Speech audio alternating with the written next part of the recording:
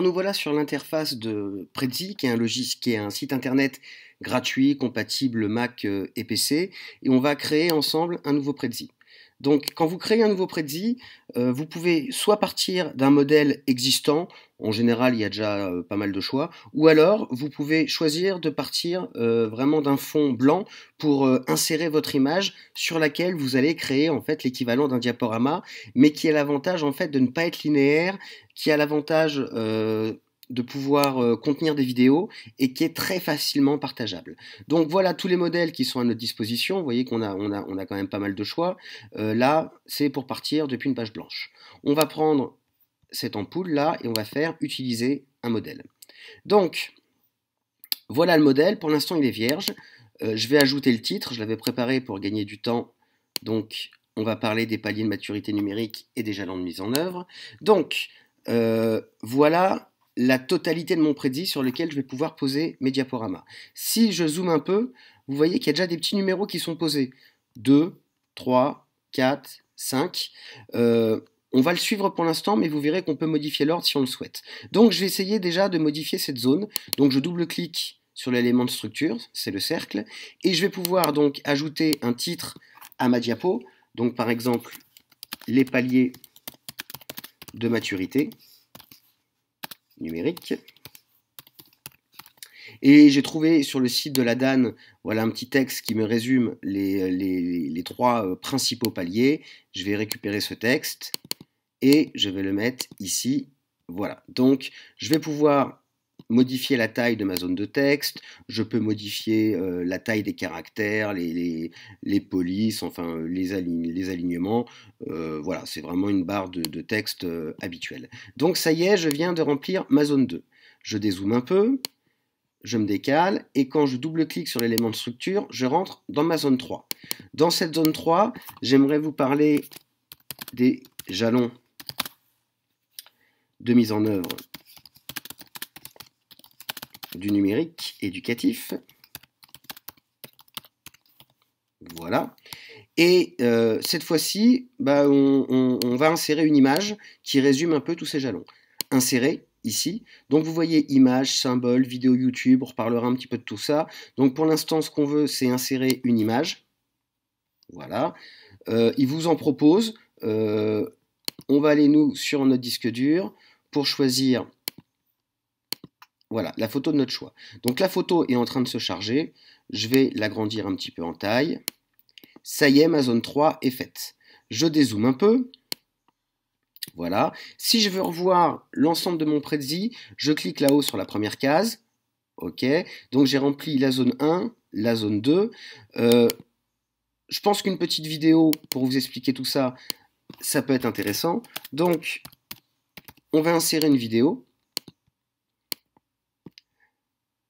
Insérer vidéo YouTube. Et j'ai repéré une vidéo qui nous explique très bien tout ça, qui a été mise en place donc par l'Académie Créteil sur les Mediafiches. Je vais copier l'adresse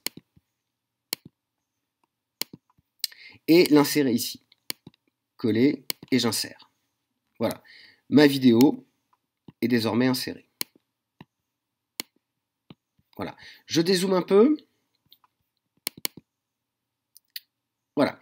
Sur la colonne de gauche, on a les différentes diapos dans l'ordre dans lequel elles vont apparaître. Donc première, deuxième, troisième, quatrième, etc. Vous pourriez vous retrouver dans la situation, alors si vous voulez avoir le Prezi vu de loin, vous cliquez sur la première case. Si j'ai pas assez d'éléments, imaginons, voilà, j'ai plus d'éléments structure à mettre, vous pouvez insérer des nouveaux éléments de structure. Donc là, on était sur des ronds, on va rester sur des ronds. Voilà, que vous allez pouvoir réduire. Vous allez pouvoir retrouver les flèches, vous allez pouvoir retrouver vraiment tous les éléments dont vous pourriez avoir besoin pour continuer votre Prezi. Vous pouvez également, vous voyez, si je rezoome ici, mettre vos Prezi un peu en gigogne, c'est-à-dire je peux mettre des éléments de structure à l'intérieur d'une diapo préexistante. Donc ça peut permettre de donner, vous voyez, un peu une profondeur en 3D à votre diaporama. Donc, si je ne veux pas conserver cet ordre, ou si je veux le peaufiner un petit peu, vous avez en bas « Éditer le chemin ». Quand vous cliquez là-dessus, vous voyez le chemin tel qu'il a été prévu. Donc le 1, c'est la totalité du cadre. Le 2, c'est cette zone-là, puis on passe au 3, puis au 4, puis au 5, etc. etc. Donc on peut choisir de tout effacer pour rééditer le chemin nous-mêmes. Donc 1, on part de la totalité du prédit. Ensuite, on va zoomer sur cette zone-là, c'est bien la zone 2, sur la zone 3. Mais pour cette zone 3, j'aimerais bien aussi qu'on puisse avoir un zoom sur l'image pour qu'on la voit bien. Donc je vais rajouter ici un élément sur la zone 4. Ensuite, ma zone 5, ça sera celle-ci. Là encore, j'aimerais bien qu'on aille jeter un petit coup d'œil sur la vidéo, plus en détail. Et ici, c'est l'élément de structure supplémentaire qu'on a rajouté. Voilà. Donc, mon chemin est maintenant édité. Si je regarde ce que ça donne, donc 1, 2, 3. On a bien le zoom sur le texte comme on l'avait prévu. On retrouve ici notre cadre avec la vidéo qu'on peut avoir comme ça en plein écran, et le petit élément de structure qu'on a rajouté à l'intérieur. Voilà. Notre prédit est terminé. On va essayer de voir ce qu'il donne une fois présenté en plein écran. Donc, voilà.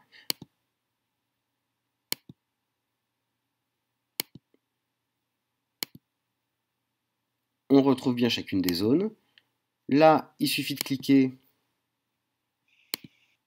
pour lancer la vidéo directement.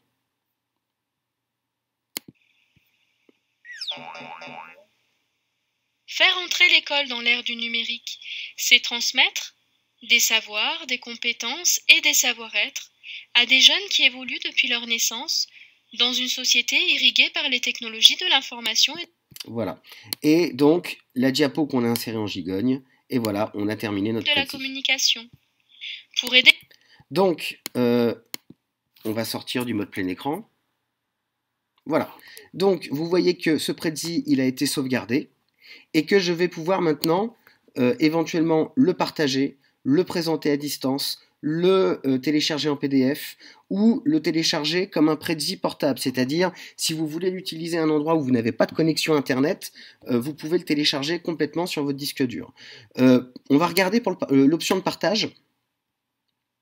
Vous pouvez choisir d'envoyer simplement le lien, et toutes les personnes qui seront en possession de ce lien pourront directement accéder à votre prédit sur Internet. C'est l'un des intérêts, c'est que si vous insérez beaucoup de vidéos, vous pouvez avoir un prédit qui peut dépasser les 100 mégas, ça serait compliqué à envoyer par mail. Là, il suffit juste soit de taper l'adresse mail des personnes, soit d'envoyer le lien pour pouvoir le partager.